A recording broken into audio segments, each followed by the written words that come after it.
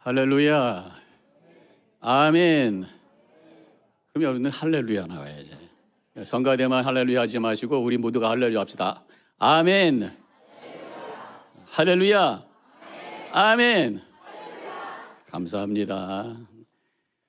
지금 계속해서 말씀, 이건 출애굽 말씀을 지금 이어가고 있습니다. 지난주에는 에돔을 지나서 가려고 했는데 막은 바람에 아래로 내려가다가 우회하다가 불평을 하게 되고 불뱀을 만나게 되고, 그렇지만 하나님께서 노뱀으로 그들을 회복시켜주고 쳐다보는 자에게 살게 해주시는 그 말씀을 우리가 함께 나눴어요. 자, 이게 남쪽으로 내려갔다가 다시 이제 위로 올라갑니다. 그래서 지금 이제 오늘 말씀의 배경은 거의 다 왔어요. 요단강 바로 앞에까지 왔어요. 모압 평지까지 오게 되었어요. 민수기 21장 1절에 보면 이스라엘 자손이 또 길을 떠나 모압 평지에 진을 쳤으니 요단 건너편 곧 여리고 맞은 편이더라. 요단강만 건너가면은 가나안 땅이 되는 그런 곳까지 왔다고 하는 거예요. 제가 지도를 한번 또 보면은 저 밑에 에돔이 있고 저 위에 모압이 있습니다. 그 모압 위에 요단강 바로 앞에 제가 이렇게 화살표 놓은 그곳이 이제 거기 모압 평지가 되겠어요. 저 밑에 미디안을 서클한 이유는 나중에 모압 그 발락이 미디안 사람들과 함께 지금 발람을 데리고 가는 이제 그런 어떤 얘기가 나와서 제가 서클을 했었습니다. 자, 그다음에 이제 22장에서 시작해서 24장까지 이 발람과 발락의 얘기가 나와요.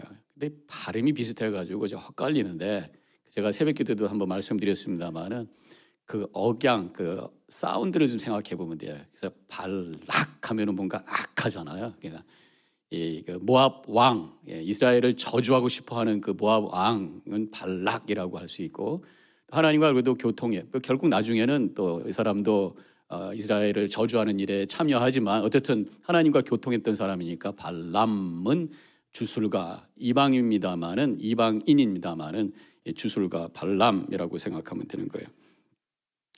지금 이스라엘 백성들이 이렇게 모압 쪽 속돌이 있는 근처까지 왔어요.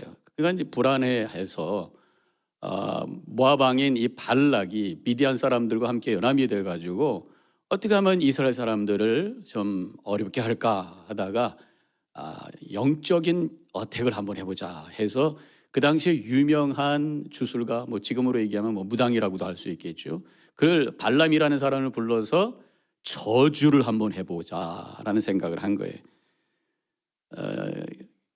그래서 사람을 보내서 이제 오라고 합니다.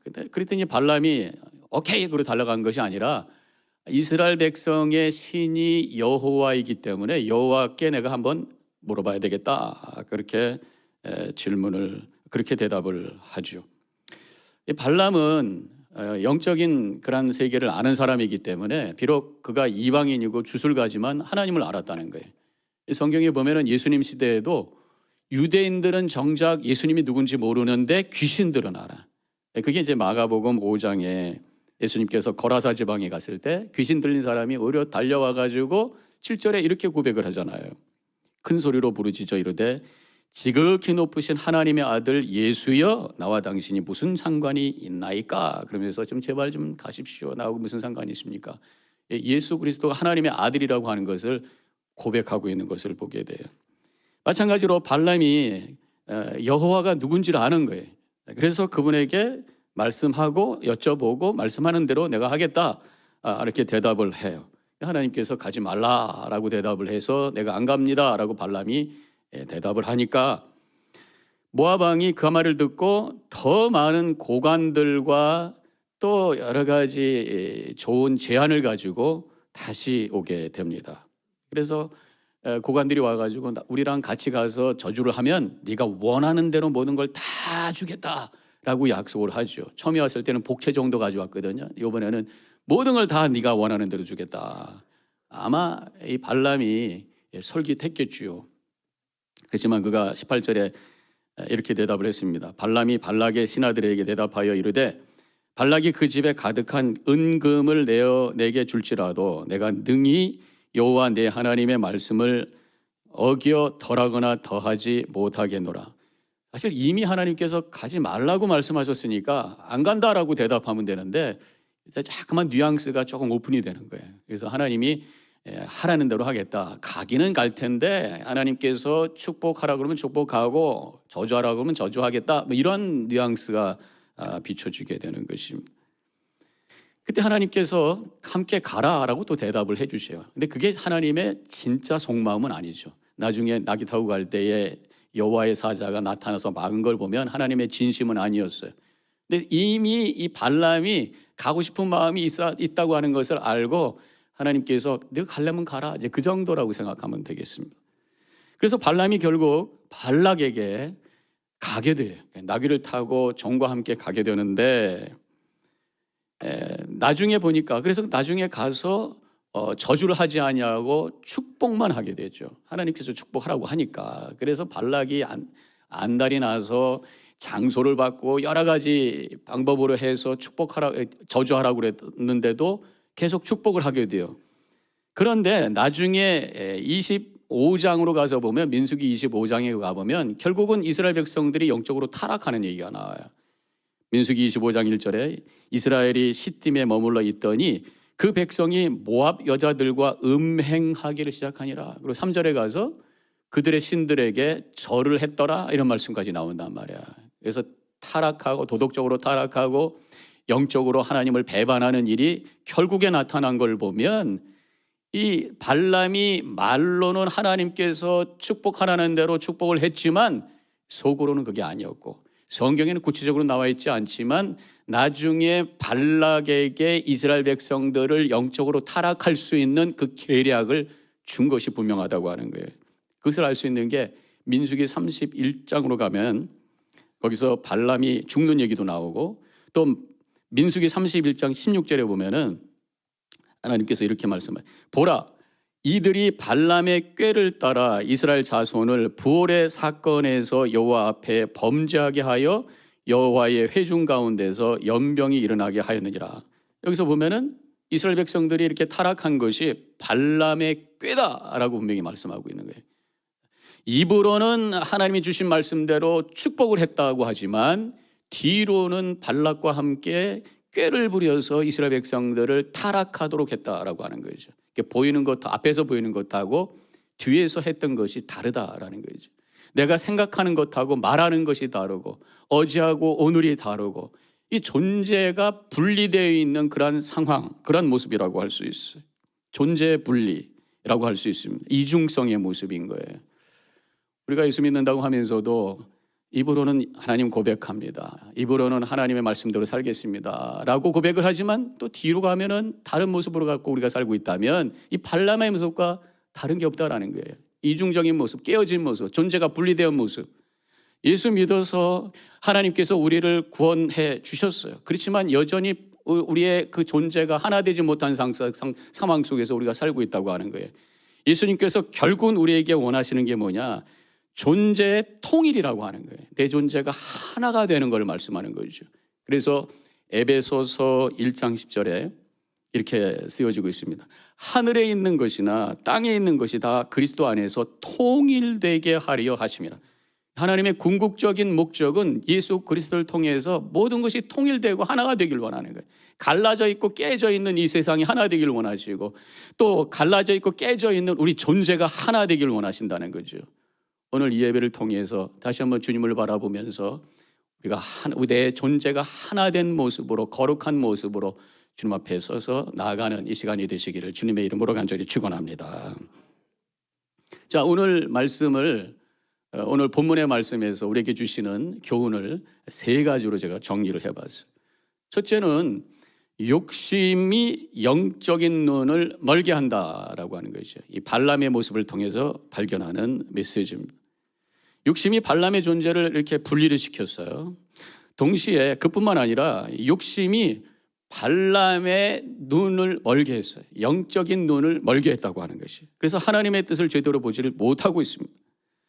발람이 지금 나귀를 타고 자기 종들과 함께 발락 사람들과 함께 갈 때에 여호와의 사자가 칼을 빼고 길을 막았어요. 나귀는 그것을 보는데 발람은 그것을 보지 못하고 있다고 하는 거예요. 영적인 눈이 멀어져 있는 상태라고 하는 것을 알 수가 있어요. 오늘 본문의 27절에 나귀가 여호와의 사자를 보고 발람 밑에 엎드리니 발람이 노하여 자기 지팡이로 나귀를 때리는지라 그랬습니다. 나귀가 앞으로 가려고 그러는데 여호와의 사자가 칼을 빼고 저렇게 서 있으니까 갈 수가 있어요? 그냥 오른쪽으로 피하고 왼쪽으로 피하고 이번에는 주저앉아버리고 말았다는 거죠. 발람은 그 여호와의 사자를 알지 못하니까 앞으로 가라고 자꾸만 그러는데 안 가고 있단 말이에요. 첫 번째 때리고 두 번째 때리고 이번에 세 번째 때리는, 세 번이나 때리는 거란 말이죠. 지금 발람은 발락이 보낸 그 고관들이 함께 가면 모든 것을 다 주겠다라고 하는 말에 그 욕심에 눈이 멀어버린 거란 말이에요. 그래서 하나님의 사자를 보지 못하고 있는 상태라는 것을 알 수가 있습니다.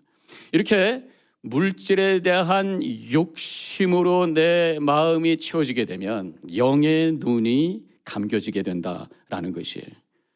예수 믿고 우리가 세상에 그 육신의 눈만 가지고 사는 것이 아니라 새로운 감각을 갖게 되는데 영의 귀가 열리고 영의 귀가 눈이 띄어져서 하나님의 은혜가 보이고 하나님의 임재가 체험되고 하나님의 뜻이 무엇인지를 알고 영원한 하나님의 나라를 바라보며 사는 것이 바로 믿음인 것을 우리가 기억하면서 다시 한번 행여나 우리가 영의 눈이 담겨져 있는 상태였다면 오늘 이 예배를 통해 영의 눈을 크게 뜨고 주님을 바라보는 이 시간이 되시기를 축원합니다. 예수님의 제자들이 예수님과 공생애를 3년이나 했어요. 예수님을 옆에서 직접 봤어요. 예수님의 기적도 경험했어요. 말씀도 그렇게 들었어요.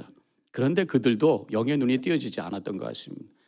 그래서 예수님께서 바디메어의 눈을 뜨게 하는 사건을 통해서 기적을 보여주신 것과 더불어 제자들에게 눈 좀 떠라 라고 하는 메시지를 주신 거예요.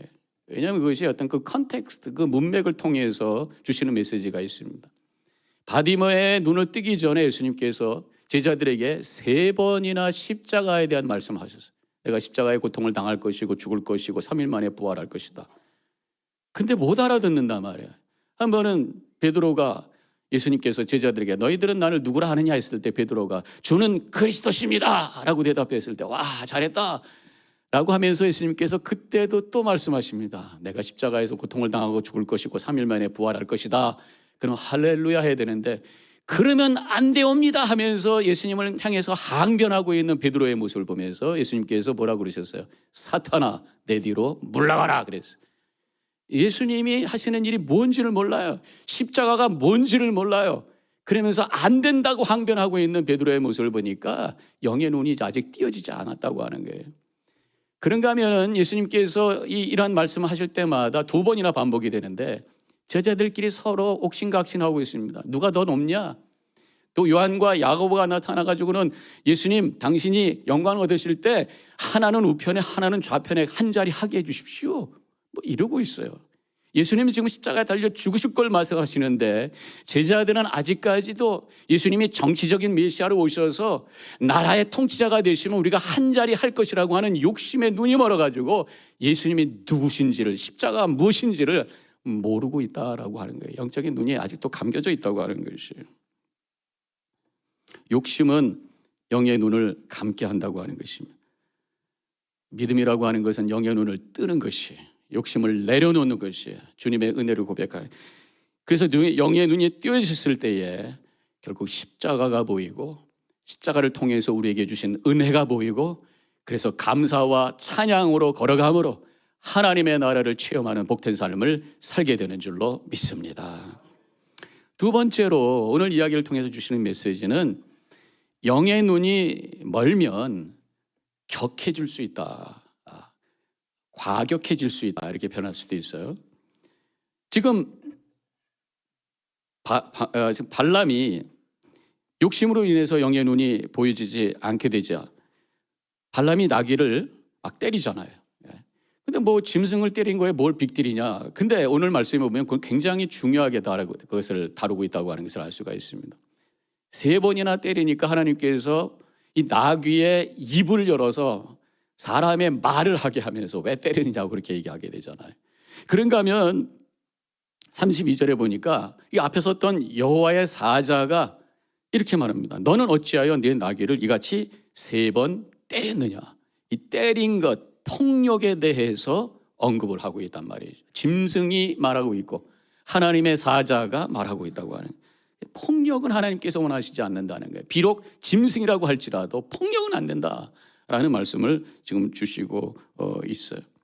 지금 발람은 욕심 때문에 영의 눈이 멀었어요. 그래서 하나님의 사자를 보지를 못했어요.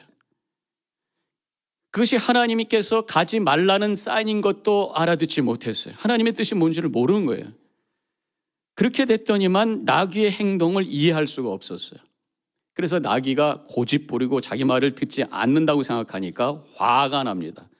화가 나니까 때리게 되었다고 하는 것이.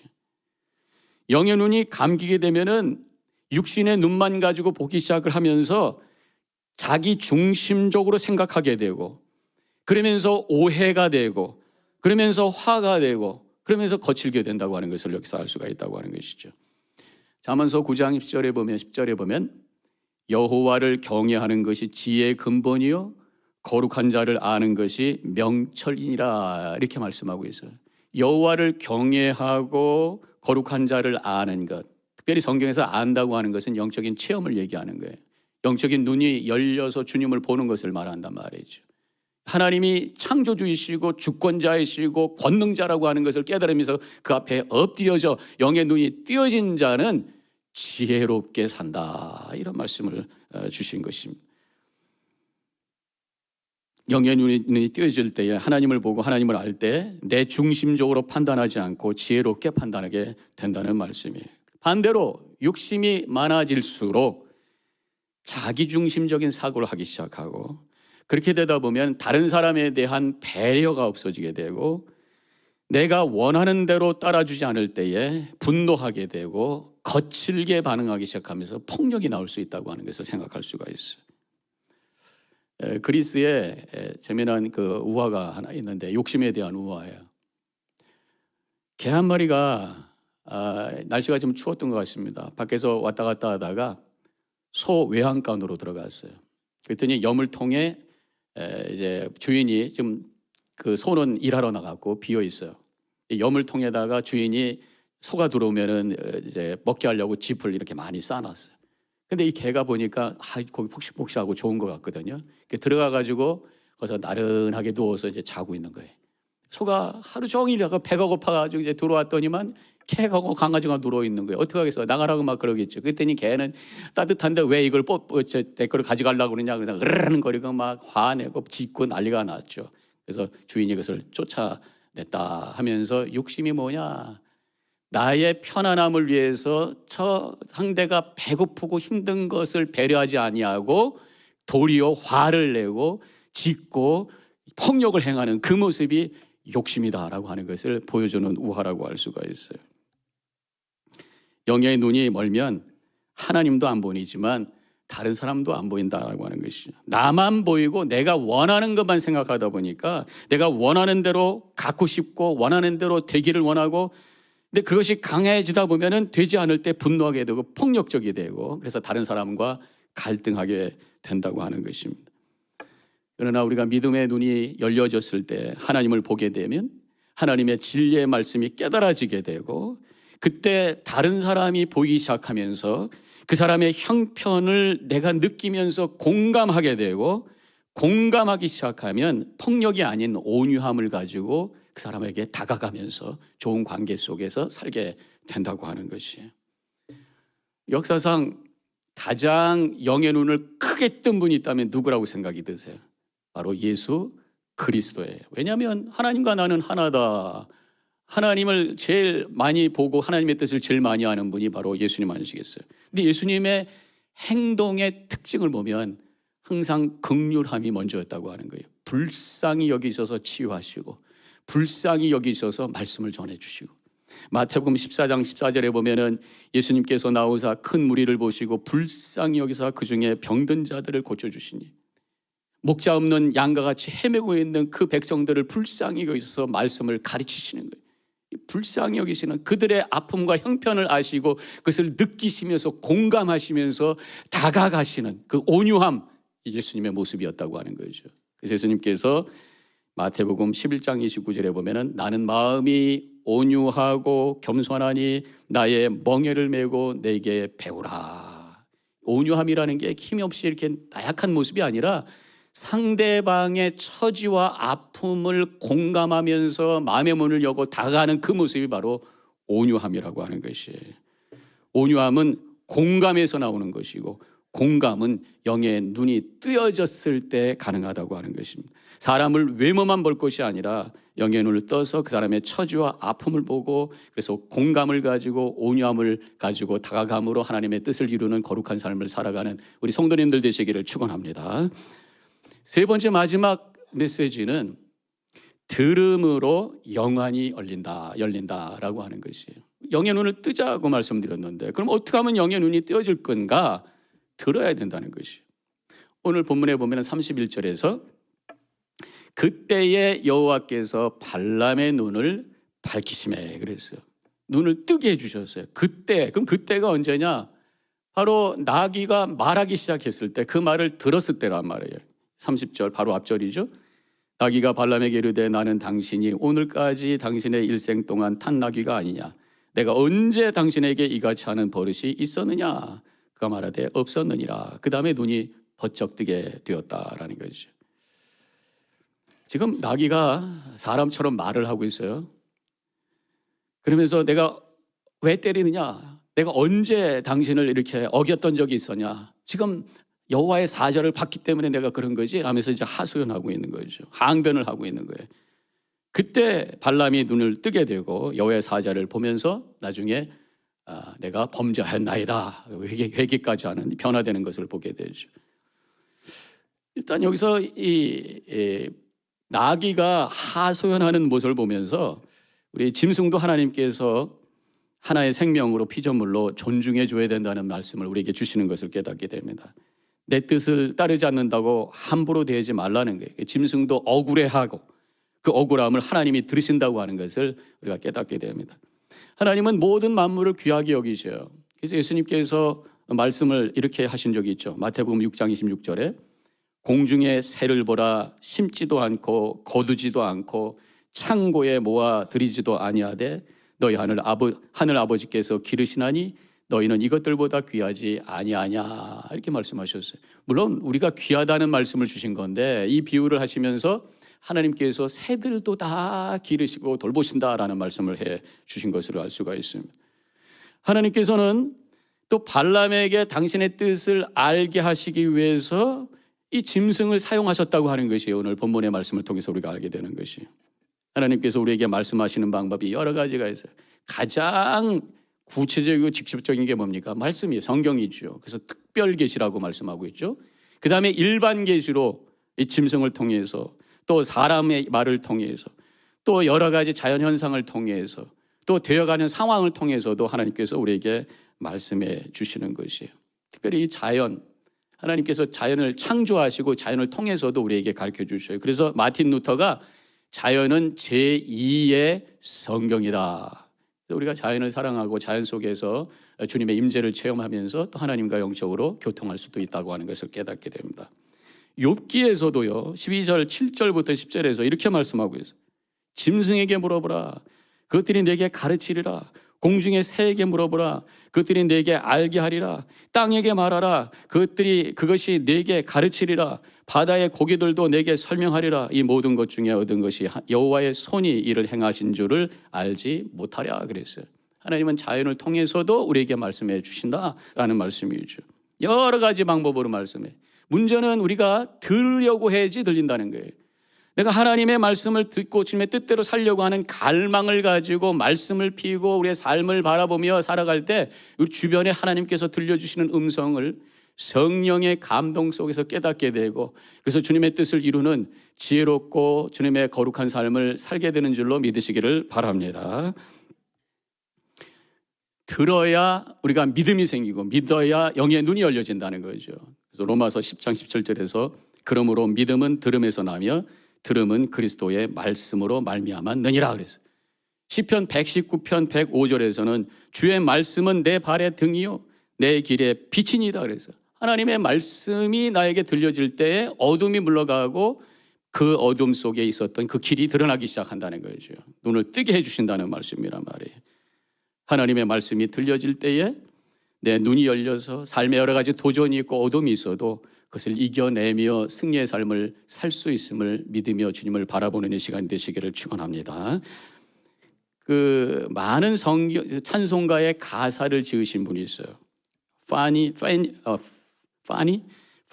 제인 크로스비라는 찬송가에 보면은 왼쪽에 이름이 그 가사를 만든 분들인데 FJ 크로스비라고 나와 있어요.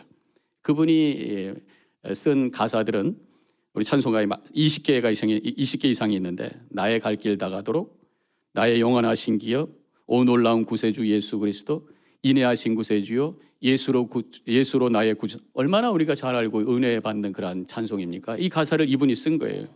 근데 이분은 눈이 안 보이는 분이란 말이에요. 시력 장애인이란 말입니다. 태어난 지 6주 만에 의사의 실수로 실명을 하게 되었어요. 그렇지만 믿음 안에 잘 자랐습니다. 늘 처신을 자기의 처지를 원망하지 않고 감사하면서 살았어요. 그가 이런 얘기를 했습니다. 내가 이 땅에서 맹인으로 태어나는 것은 하나님의 뜻이며 하늘나라에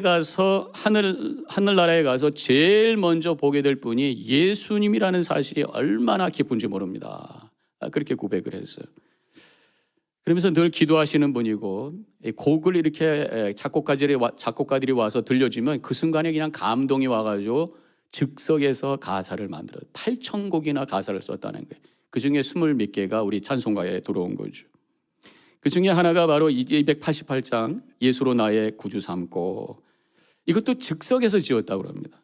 이것이 나의 간증이요 이것이 나의 찬송일세. 자신의 간증을 그 가사에 담았어요. 2절에 보면 끝에 부분에 하늘의 영광 보이로다 이렇게 고백을 하고 있고, 3절에 보면은 주 안의 기쁨 누림으로 마음의 풍랑이 잔잔하니 세상과 나는 간 곳 없고 구속한 주만 보이로다 그렇게 고백을 하고 있어요. 세상 보이지 않고 어차피 안 보여요. 그렇지만 여러 가지 풍랑이 일고 여러 가지 세상에 근심이 있지만 그것이 사라지고 나는 주님만 보면서 삽니다. 영의 눈이 띄어진 자로 삽니다. 이 고백이 우리 모두의 고백이 되시기를 주님의 이름으로 간절히 축원합니다. 어떠한 상황 속에서도 세상의 어려움과 문제만 보고 걱정하고 근심하는 것이 아니라 그것을 이기게 하신 우리 예수 그리스도를 영의 눈을 크게 뜨고 바라보면서 이 모든 것을 이겨내는 성도님들 되시기를 축원합니다. 또 여러 가지 이유로 말미암아 내 감정이 격해질 때 눈을 감으시고 십자가를 묵상하세요. 그때 영의 눈이 띄어짐으로 말미암아 십자가가 분명하게 보이기 시작하고 하나님께서 나에게 베푸신 은혜가 얼마나 큰지를 보기 시작하면서 감사와 찬양으로 모든 것을 이겨내고, 그래서 지혜롭게 판단하고 다른 사람들과 공감하고 온유한 자로 예수님의 성품을 닮아가는 거룩한 삶을 살아가는 우리 모든 성도님들 되어주시기를 주님의 이름으로 간절히 축원합니다. 기도하겠습니다. 오늘 말씀을 기억하면서 행여나 내가 욕심으로 인해서 영의 눈이 감겨있는 자가 아닌가, 내가 혹시 쉽게 분노하고 거친 모습을 갖고 있는 것이 내가 영의 눈이 감겨져 있는 것은 아닌가.